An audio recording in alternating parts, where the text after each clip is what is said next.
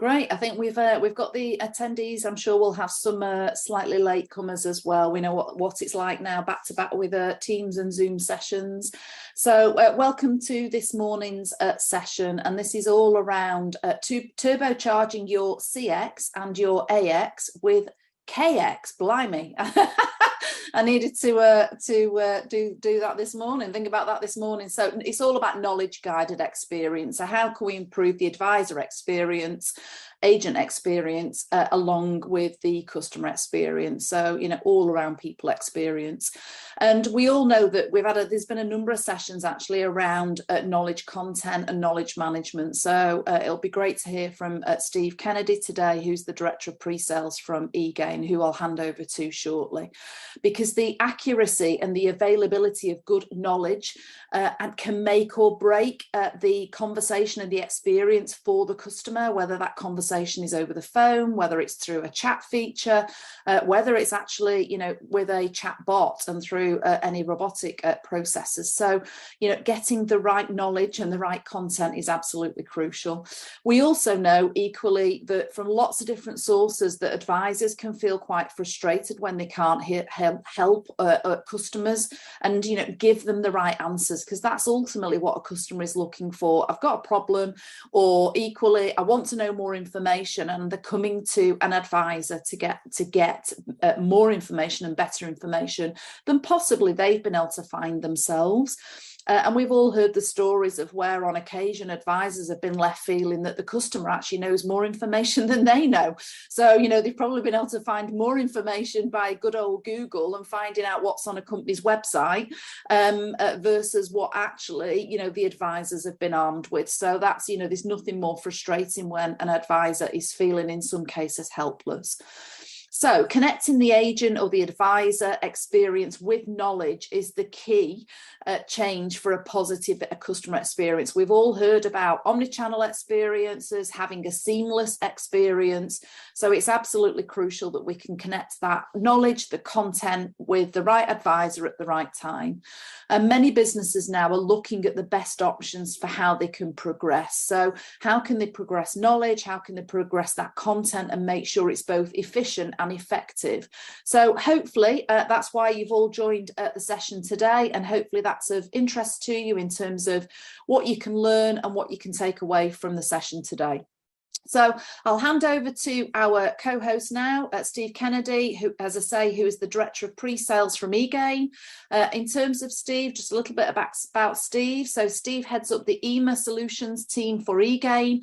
He works with eGain's customers and prospects, and he helps clients understand the benefits that can be obtained from a successful eGain implementation. You started your career with Sterling Software and managed the Northern European Support Centre, so you've actually had direct experience of managing advisors and managing support centres. And Steve uses his effective knowledge during the tenure at Sterling Software before he moved into this pre-sales role with eGain, working with prospects and customers to achieve some of the results that they have and he has helped them attain. For the last 20 years, Stephen has been involved in many aspects of implementation of successful customer service environments and ensuring customers attained the expected benefits, because that's the ultimate thing. Again, we want to address a customer's problem with the right solution, but also, leaders in contact centres and businesses need to make sure that, in effect, you're getting the right benefits and you're seeing the right outcomes. So without further ado, over to you, Stephen. Nicola, thanks very much for the introduction. Really appreciate it. And to everybody who's joining us today, welcome. And I hope you find today enlightening. And I hope you enjoy it. I know I will. It's brilliant to be able to actually sit down and talk to people, whether like in this or face-to-face, really doesn't matter. So Nicola's raised some interesting aspects with regard to what's happening out there and some of the pressures that we're feeling. So to kick us off, what I thought I'd do is just look at some of the things that not only are we as an organization seeing as an eGain, but also what likes of Gartner. So we're going to look at the state of the customer experience, the agent experience right now. We're going to talk about some of the upcoming aspects that you should start to look at deploying, and that is called Knowledge Hub, what it is, why it works, and how it behaves.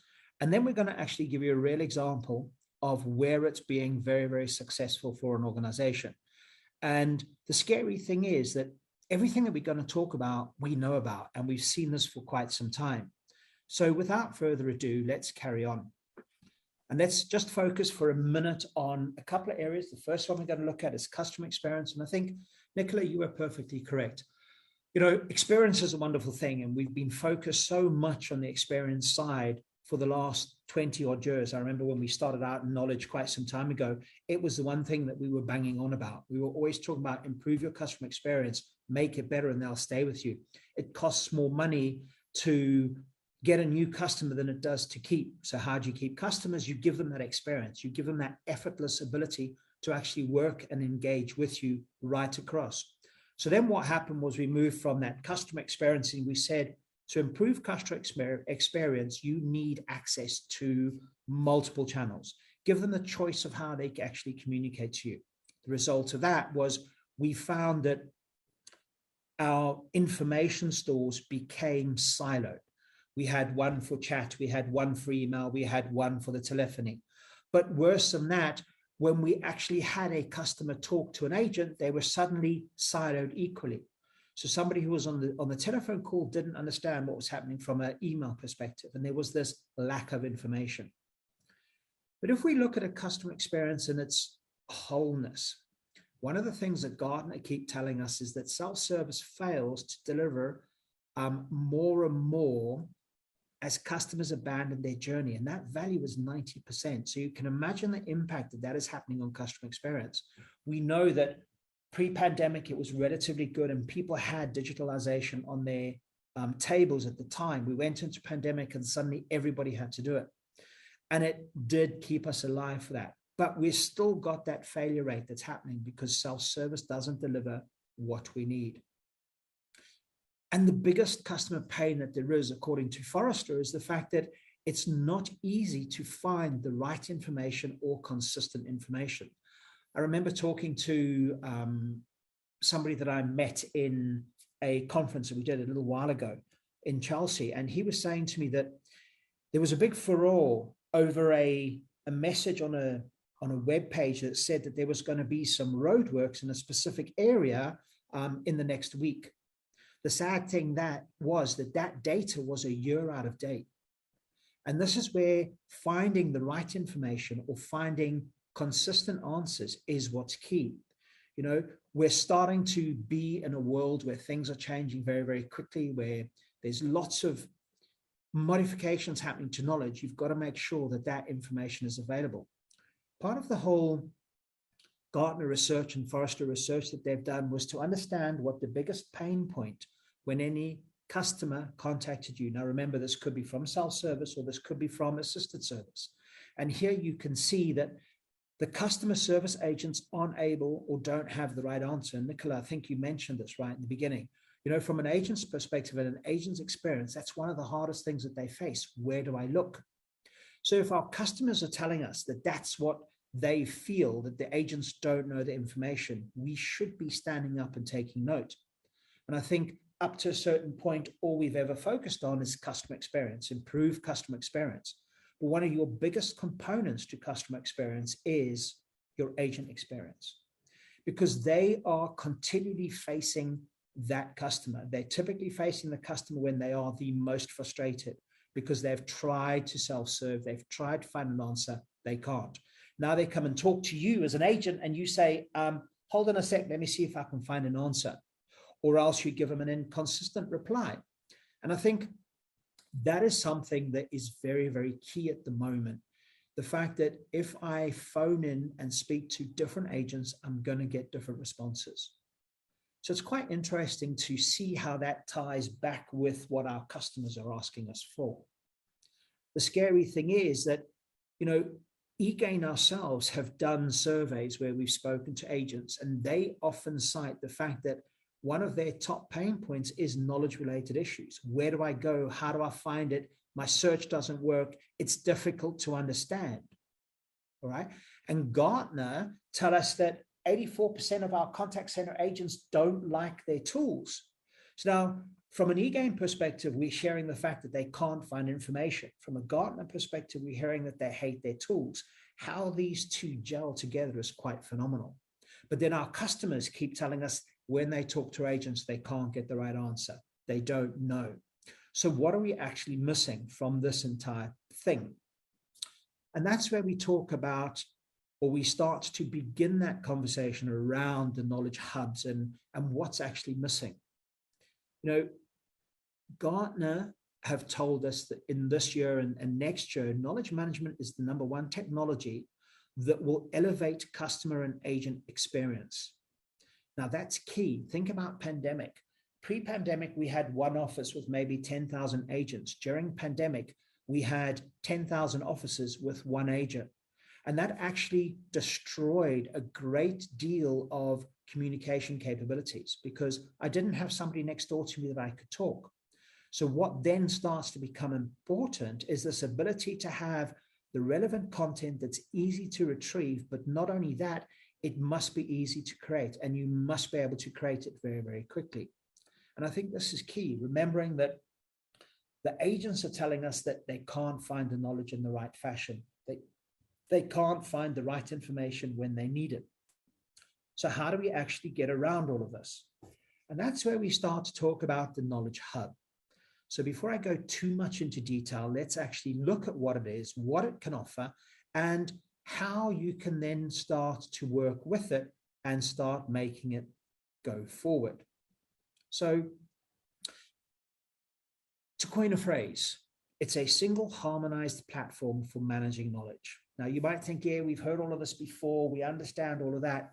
The real scary thought is that we might have had things like this in place, but did we actually have it in place in the correct fashion?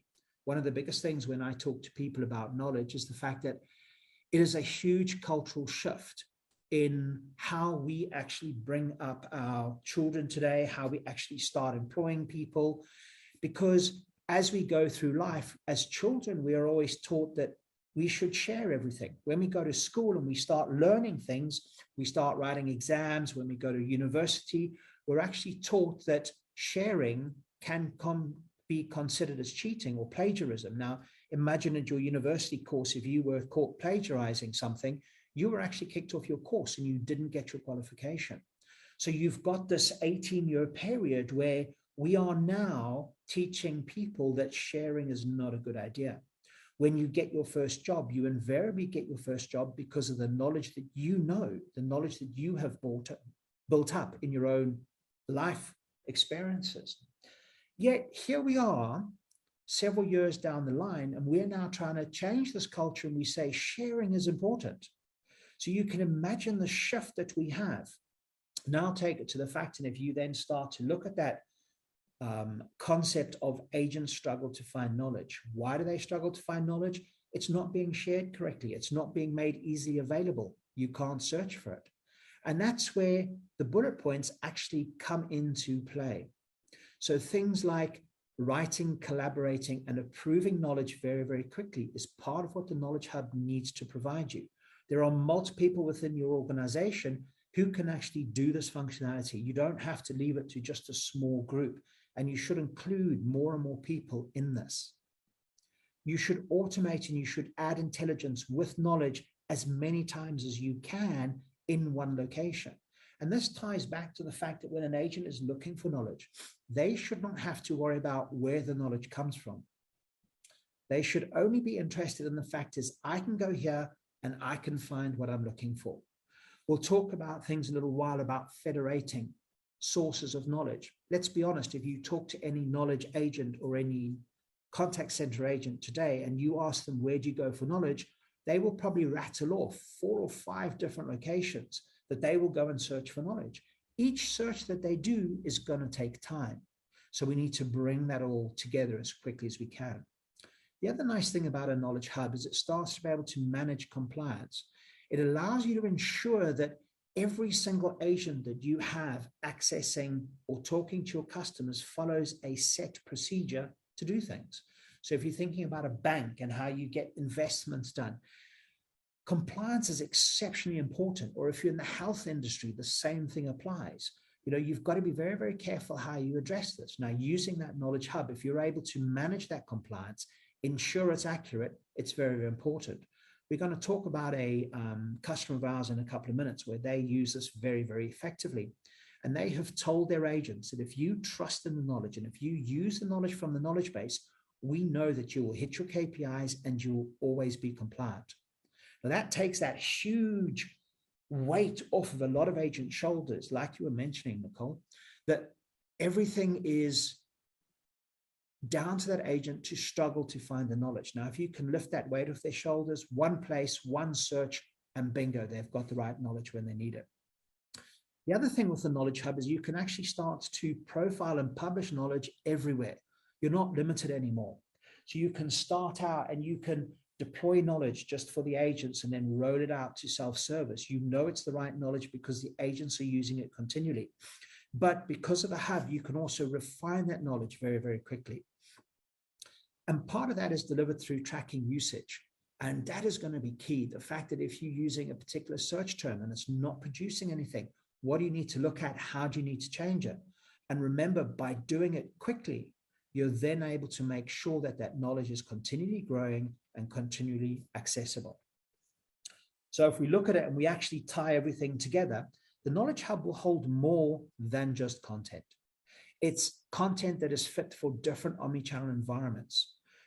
If you are talking to somebody on chat, you don't want to send a 20-page article. You want to send something that's succinct and short, very, very clear in what you're saying, concise. All right. And that gives you, the Knowledge Hub gives you that available to almost single source your content so that one piece of knowledge can be displayed and published everywhere. By doing this, you can then start to look at building AI-driven conversations that dip into the knowledge base when needed at the right time, or dip into processes when needed at the right time. And this gives you interactive process flows, that ability to guide an agent what they need to be doing and how they need to be doing it. But not only that, it brings that 360 context to the fore. The fact that I can go to one place and find everything that I need. You can also then profile that knowledge. So you can license the knowledge if you are in a BPO perhaps, or if you're in an organization that provides information to different other organizations. You could profile that access and you could give certain types of knowledge to certain groups of people, purely because of the hub containing that capability. And then naturally personalize both widgets and portals. Portals are the way that you access the knowledge. Widgets are where you might drop something on a page. So it is where people need the knowledge, give it to them so that they don't have to go out and hunt. And naturally, all of this is going to be empowered by or powered by machine learning.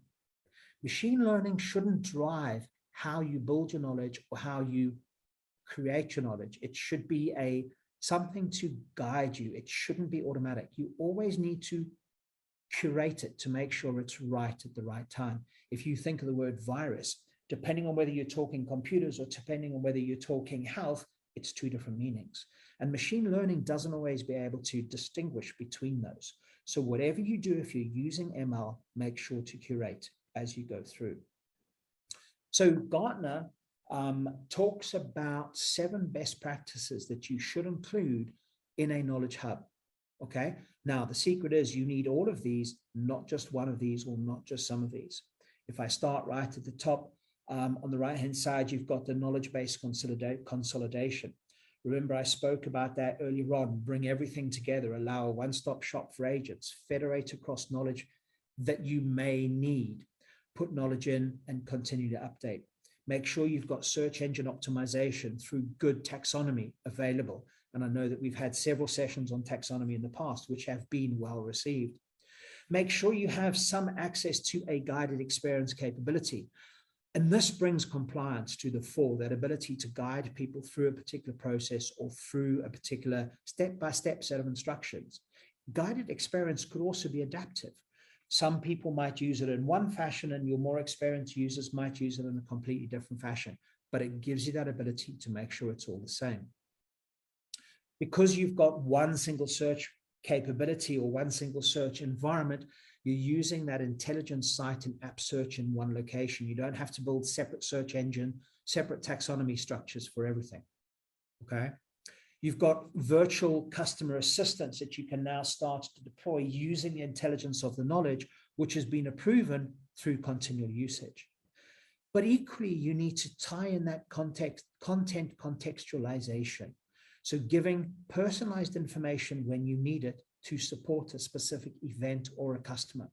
So imagine this, if I was calling into an agent and I wanted to know about a deposit that I made, how beneficial would it for the agent to be able to speak intelligently to me and give me the right answer? Hi, Steve, this is the deposit that you made 2 weeks ago. There's been a delay getting it into your account, something like that. So you've got that personalization right the way through the process. You need all of those together. So why do we say this? Well, think about it.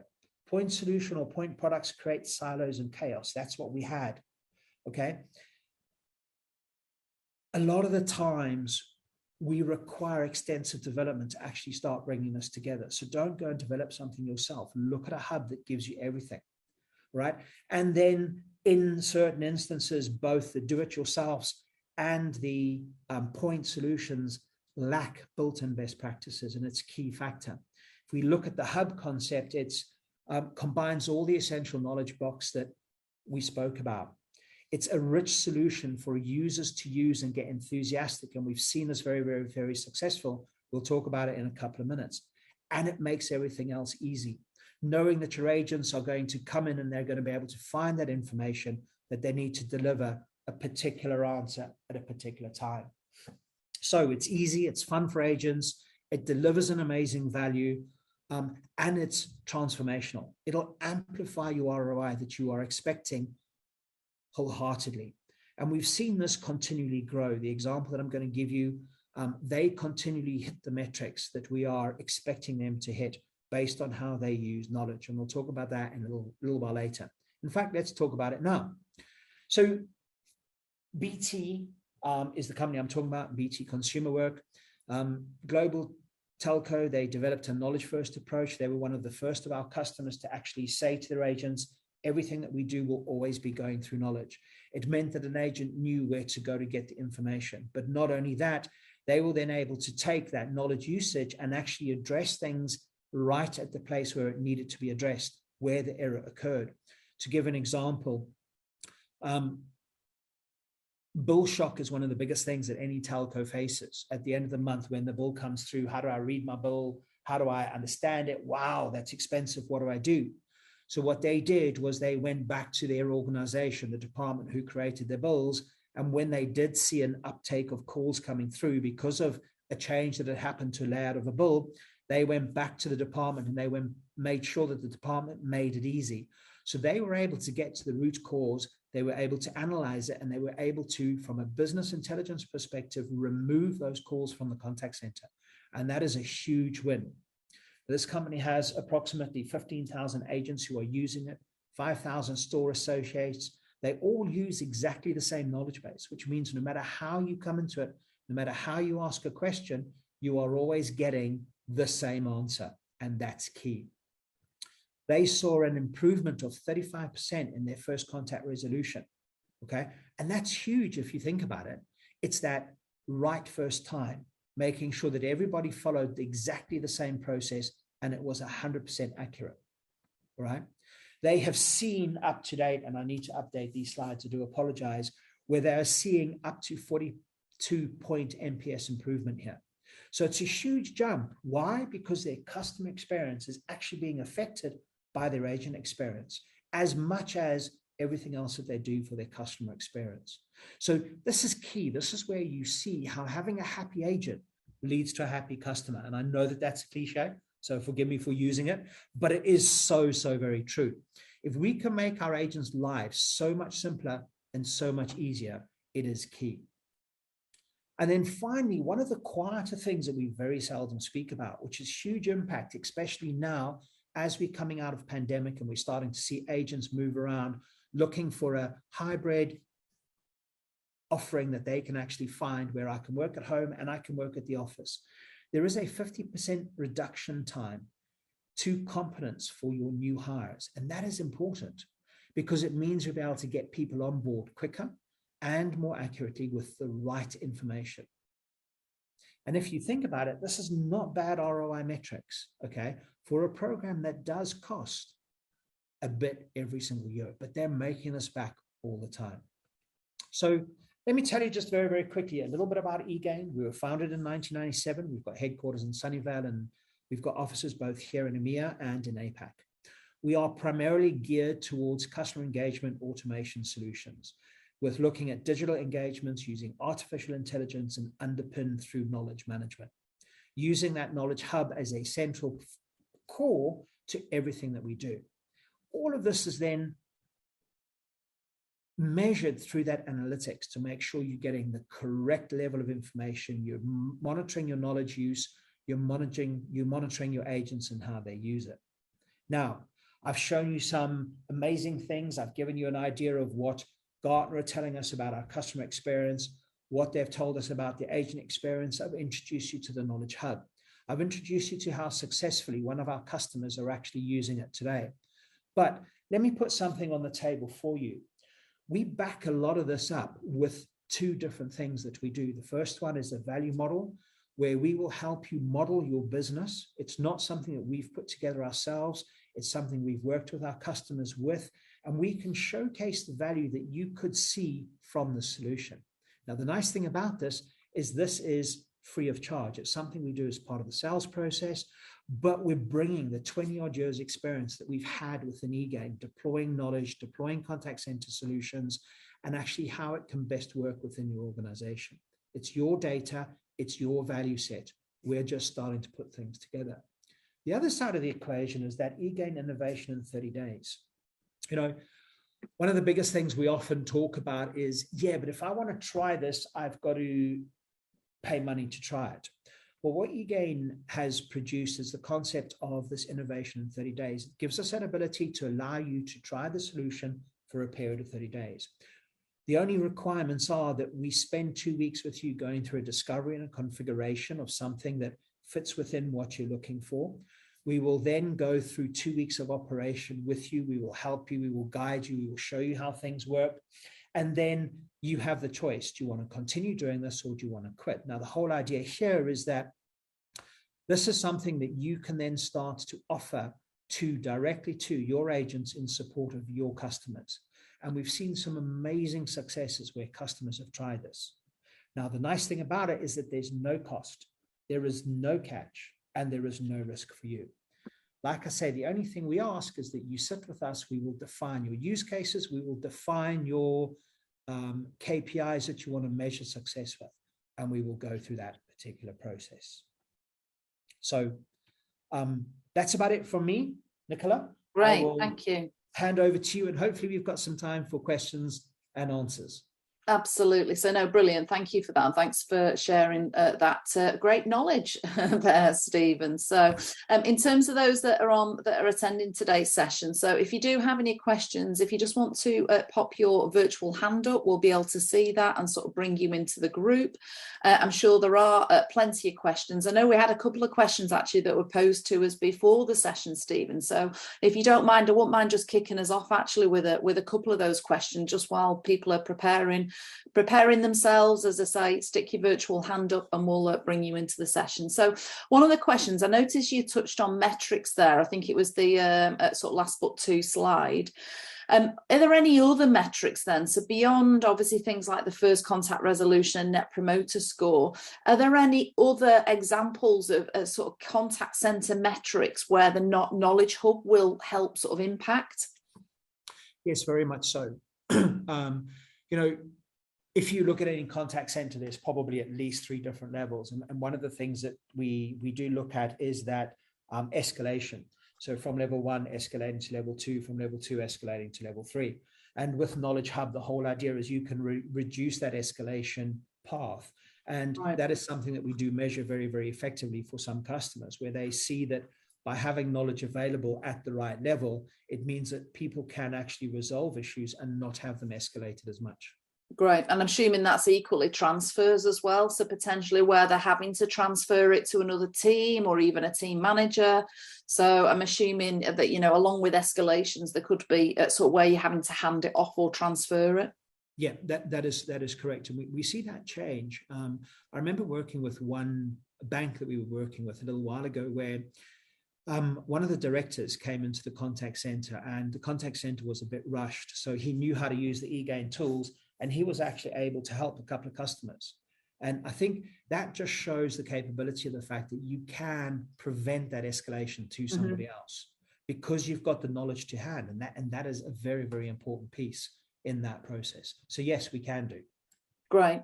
And then just another question that was posed to us beforehand was around and you probably touched on this in the presentation, but in terms of the Knowledge Hub, does it use the same content then for self-serve? So for a customer finding that information for themselves, as well as the agent assisted service? Because I think it probably comes from back to my point at the start, which is around it's nothing more frustrating for a customer and sometimes an advisor when there's conflicting information. Very much so. You should be using your Knowledge Hub to deliver content into all areas where you've got knowledge required. We have some customers who use knowledge from a self-service perspective. They use it in the advisor desktop environment as well as in their apps, so that you have that single source of knowledge being permeated right through everything. We've coined the phrase knowledge everywhere. And I think from the single Knowledge Hub, providing knowledge everywhere means that things are so much more accurate and you're finding the right set of information at the right time. Naturally, the next question that we get is, yes, but what if I have separate information or additional information which I want to provide to my agents, but I don't want my customers to see that? That's where we talk about that whole personalization and profiling, where you can actually create one piece of content or one article which has different views for different people to see. Right, okay.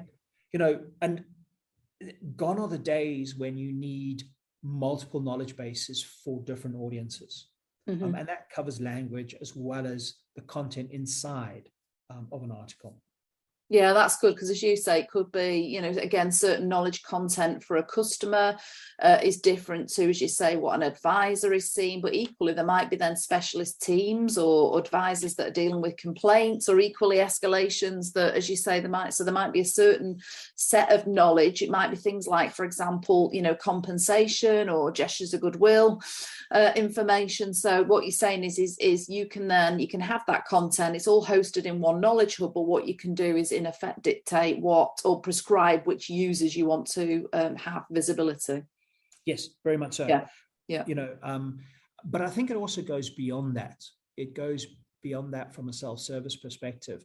Large telcos, what they often do is they will have corporate deals.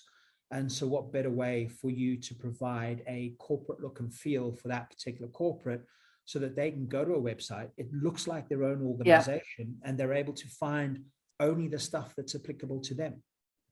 And that is key, because then that enhances that customer experience to a huge level. Yeah, absolutely. So as you say, you're starting to almost segment that information then, aren't you, based on customer type as well. So as I say, any questions from the attendees today, just pop your virtual hand up. My CCA colleagues, I'm advising to do the right thing. So put your virtual hands up and we will see that in the panel. In terms of just another question, whilst we're just seeing if there are any questions from the audience. So one of them, does your knowledge management product include all the components then within the Knowledge Hub? So are the different components, is that all contained within the Knowledge Hub? And how's that best managed? So yes, it is. Basically, the whole idea behind the Knowledge Hub that we've provided, it gives you that ability to actually have multiple people contribute to the knowledge itself. And I think, as we come out more and more of pandemic, we're either going to go into the office or we're going to still work to a degree from home. So we've got to have that ability. If somebody creates a new article, or finds something that doesn't exist, or finds an error, how do we best contribute that back into the knowledge base? And I think that rapid growth needs to happen within the knowledge base. And part of what eGain offers is that ability to actually allow contribution to the knowledge base, which doesn't necessarily get published straight away. It goes through a full publishing review process to ensure that it's accurate. Yeah. Okay. The other thing is that from an ease of use and a speed to actually get information there, the idea is that it's one location, you go and search, and you can search across multiple things, providing consolidation or federation. Mm-hmm. And there are different ways to consolidate your knowledge base. There might be a segment that you bring in, there might be a segment that you leave where it is, and then there might be a segment that you decide to get rid of based upon usage. And all of that can actually be driven through analytics as to what Mm-hmm. you need to bring in and where you need to bring in. So yeah, everything ties in together into that single capability. Great, thank you. And one of the questions we've had through in the Q&A, sorry, you can use the chat feature as well. If you don't want to speak this morning, save your voice, so just pop it in the chat. Does your solution use sentiment analysis to guide agents in real time? So I think probably building on your point there around analytics and the beauty of what analytics can do. Yes, very, very, very, very much so. Tone of voice is something that is becoming more and more important as we go through that, and using sentiment analysis to actually measure and govern that tone of voice is key. And quite often identifying certain factors that mean how you address or how you deliver information to a customer is very, very important. Sometimes it can be done through sentiment analysis, and it's key to try and get the right level of empathy at the right time. Mm-hmm. And again, with some of the knowledge bases and some of the technologies that are available, you can actually use that guidance to talk to somebody, especially when you're using eGain's guided help or case-based reasoning. You've got that ability to educate and instruct on how you best approach the messaging behind something, which is key to help customer experience grow stronger and stronger. Mm-hmm. Great. Another question was around how do you, and I think you talked about it in your presentation, but how do you monitor the success of content? So if it's being used or whether actually it's the right content. And I think it's back to this point again, I've seen often examples where, if you do your side by side, and I heard you think about, a director sort of sitting in the contact center, but sometimes when you sit side by side with agents and you'll say, well, are you using that information? No, because it's not accurate. Or no, things have moved on and they've not updated it. So how are you soliciting feedback on content? So that's got multiple parts to the answer. But if we start at the base value, don't always worry about success, rather measure failure, because failure is going to tell you the success factors that you need. And I know it sounds contradictory to everything we've been taught up until a short while ago, where we always say, well, you've got to have thousands of pieces of knowledge in the knowledge Mm-hmm. base. You've got, so look at what's missing, because what's missing is going to be key to how you grow your knowledge base. Mm-hmm. I remember when I first started out, in one of our first deployments we did, I remember going to visit a customer, and they were so happy. They said, in the last month, we've created 50,000 articles of knowledge. And you kind of like sit back and you think, that's a hell of a lot of knowledge to create. So my first question was, and how much of that is being used? Yeah. The scary thing was they couldn't tell me. All right. And I think that's the first thing you need to look up. Don't create knowledge for the sake of creating knowledge. Rather look at what people are searching for and find out where knowledge is required to create the right knowledge. And quite often that's a case of listening to your customers. If you've got web self-service, understand what they're searching for, understand the escalation point, because that's going to guide you to understand what you need to deliver.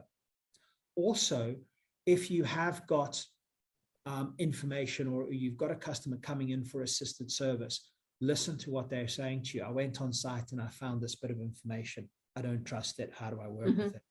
Give your agents that ability to actually feed that back. So make sure you've got a comprehensive feedback loop available, either for your customer or for yourself. And it's by using analytics that you're then able to make sure that your knowledge is staying fresh and used. So one thing to remember is that right throughout the world, we are all divided by a common language called English. We all call things differently. And how do you marry up what a customer is terming something today versus what we call it today, or what we called it 6 years ago? And that's where measuring the failure is so important. If you start to see a specific term or a specific sentence being used to search for knowledge and it's not returning anything from your knowledge base, but you know there's an article that exists, go back and have a look why. Go have a look at the taxonomy structure. You know, languages morph, they continually change. And that's perhaps one of the nicest things about knowledge management. Equally, as our language changes, we need to change our knowledge to fit the language. Absolutely. And that's key, which is why I say measure the failure, because by measuring the failure, you're going to improve your success. Yeah, so that was a long-winded answer, but it's probably only about a tenth of what I want to say, but it kind of like gives you an indication of what we're thinking about. Absolutely. No, and I think I wanted to say, somebody did ask that question, so I wanted to, it was an interesting one, because I think what we don't want to be is in the world of, if we think, you know, back 10, 15 years, it was all around data, and, you know, we're in the world of big data. We had so much data, we didn't know what to blooming well do with it. What we don't want is the world of big knowledge. We've got that much content, you know, that many pieces of content that we don't know what to do with it. So, and I think often, just thinking back to one of the stats that you cited, I think it was out the Gartner research, you know, 65% of agents citing knowledge related issues as the top pain point. It doesn't, you know, what it didn't state, and I'd be interested in, we'll have a read of the research. What it's not saying is that the knowledge wasn't there. It might be that some of it was there, but just not correct.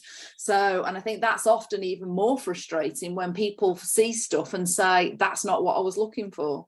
100% correct. And I think, you know, if we look at how we are trained to do searching, you know, if we look at the Google-esque type approach to search, the more words you search for, the better.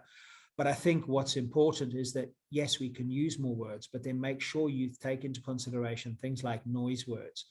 Make sure acronyms, and I know when you introduced us earlier on, that whole concept of all the acronyms coming together, make sure your acronyms are exploded for your search terms, because some people like acronyms, some people hate them.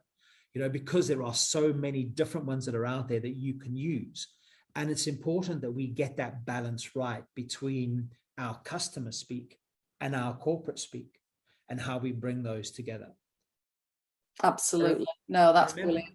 Well, fantastic. Thank you, Stephen. So I think we'll bring today's session to a close. I think really useful there, as you say, to understand more about turbocharging the knowledge through knowledge hubs.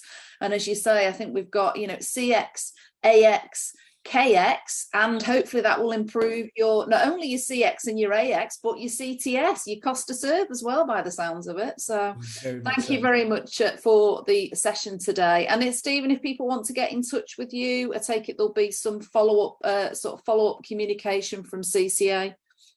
Yes, there will be. Absolutely. So we'll be sending out an email. We'll be sending a recording of the session out as well. Feel free, reach out, and we can go wherever you'd like to go.